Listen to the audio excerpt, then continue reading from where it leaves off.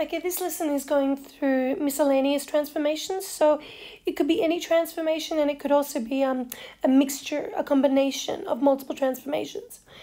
But before we do that, I'd like you to take some time and write a summary of each type of translation that's in these tables here. If you'd like, you might pause the video, do it yourself, and then compare it to mine and see if you were correct. If you want to write them in your own words, and don't use the exact same words I write, that's fine. And you can assume that A is bigger than 0 and B is bigger than 0, so that when it has negative B, you know you're shifting downwards. Because B could be like 3, so then it's negative 3 minus 3, so you're shifting downwards. So take some time now, write down your summaries, and then you can compare it with the ones I'm about to do. Okay, so for y equals fx plus b, this is a upward vertical shift of b units. So upwards by b units. This one, fx minus b, and the reason we're moving up and down here is because this plus b and this negative b, it's outside the function. Therefore, it's adjusting the y values, which is why we're moving vertically. I just want to remind you of that. So this one is a downwards, can't spell, downward shift, and you could say vertical shift of b units, so downwards b units. X plus a, so if a is like 5, it would be x plus 5. Now this is moving in the left direction of a units, so it's a horizontal shift to the left of a units, whatever a is. Next one, we're moving to the right a units, so it's again a horizontal shift to the right a units. Now in these ones down here, I've combined a couple, so now you got to think about it. How are they going to move? Okay, for this one, this is to the left. We go in the left direction a units, and then we're going to go up b units. So it's left a units and up b units. This next one now is right a units, but still up b units. So this is right a units and up b units. And when we're talking about all this, we're talking about what are these translations doing to the original function y equals fx. So if you take y equals fx, to become this function here, you need to shift it to the right a units and up b units. So this one here is left a units and down b units. So here we have to shift left a units and down b units. And finally, this one's to the right and a units and down b units. So it's right a units and down b units. Okay. So now, what happens here? If I times fx on the outside by p, if p is bigger than 1, like 2 or 6 or 10, you might remember we stretch upwards vertically, so it becomes steeper. So here we can say we stretch the curve vertically, and you could say by a scale factor of p,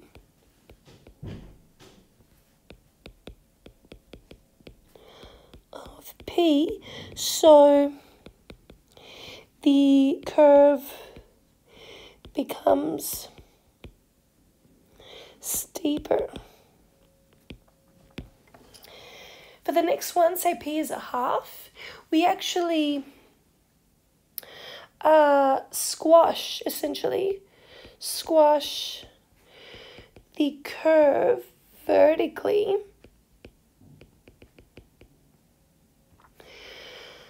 by a scale factor, I should say, of p, so the curve ends up looking wider.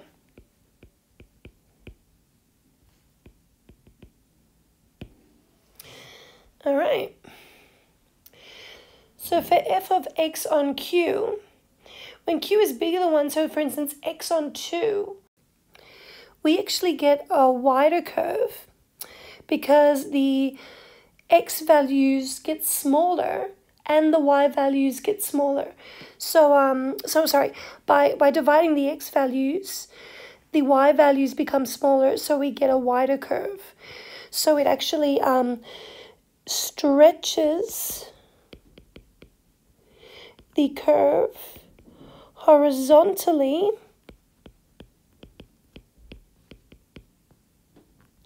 so the curve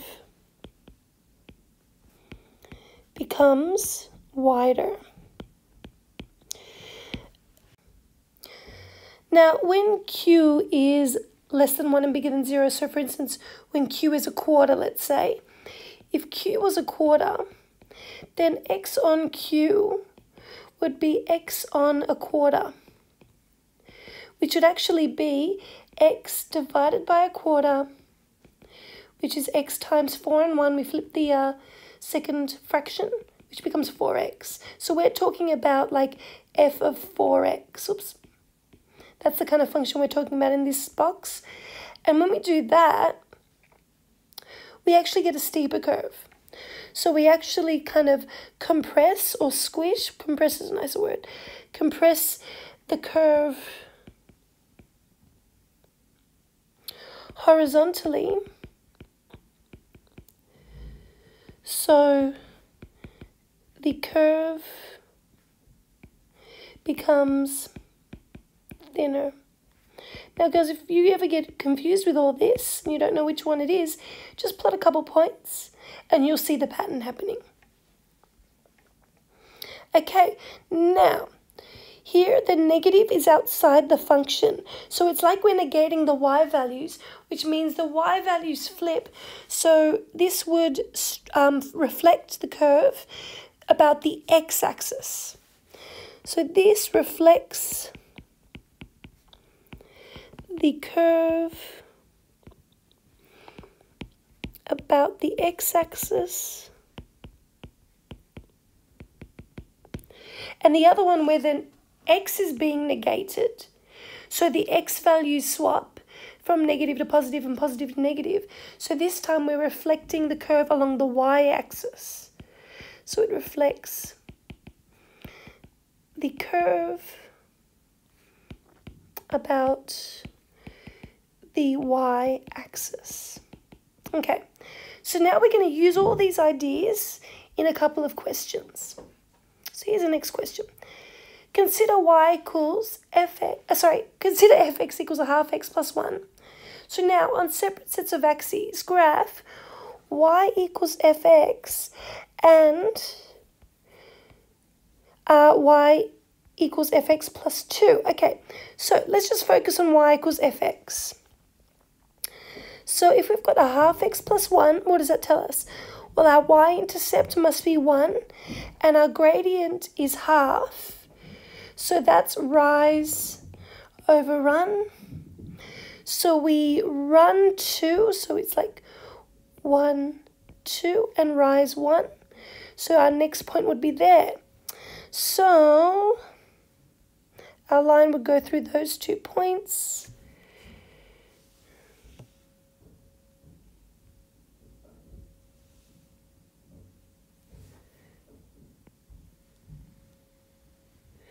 And there's y equals, let's just call it fx. Now, let's graph y equals f of x plus 2. So what should that do? that shifts to the left 2 units. So this point here moves 1, 2, and becomes that point. This point here moves 1, 2, and becomes that point. So now all I have to do is draw a line through those points. And now that green one is y equals fx plus 2. That was easy. Next, for B, we've got y equals fx and y equals fx and then plus 2. So let's draw both of those on a new graph. So once again, y equals fx goes through, just like we did previously. It goes through there and there. So let's draw that line again.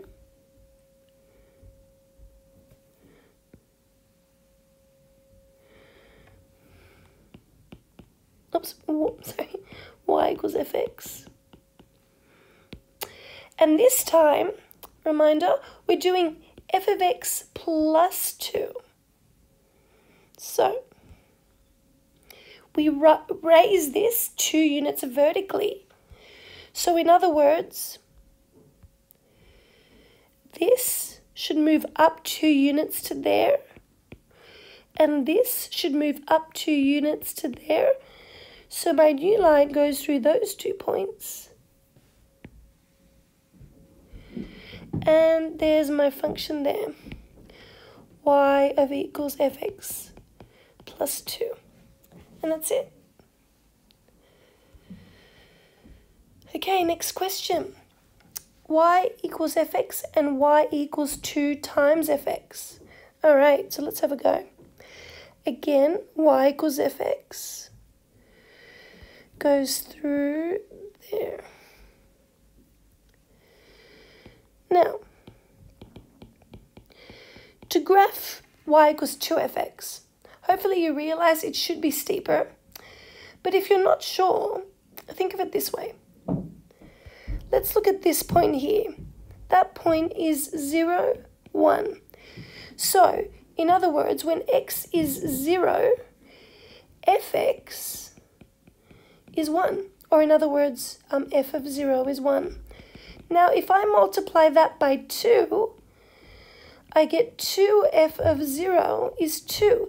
So in other words, at that point, I multiply the y value by 2, and it ends up here. And that's it. That's really all you have to do. At each point, just multiply the y value by 2. So for instance here, when x is 2, the y value is also 2.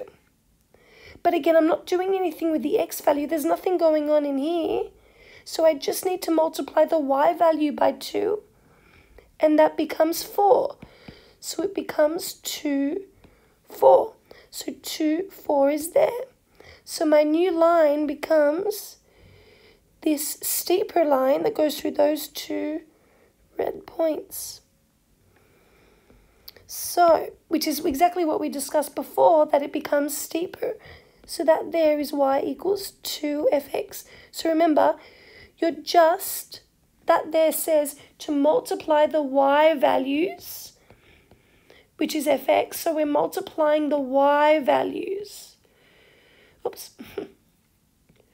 The y values by 2. And that's why we're becoming steeper. Okay, next is y equals fx and y equals negative fx. We'll do that down here. Once again, y equals fx goes through those 2 points.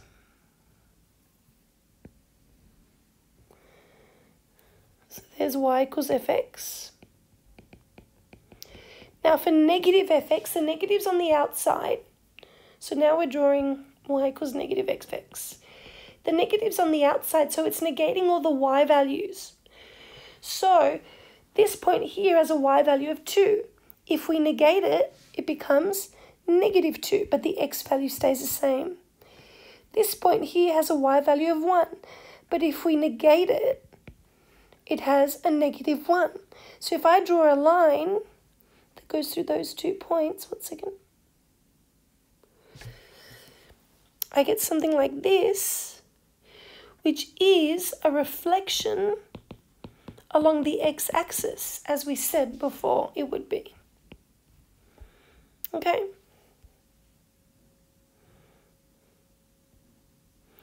And that's all for this exercise. Now, there it is.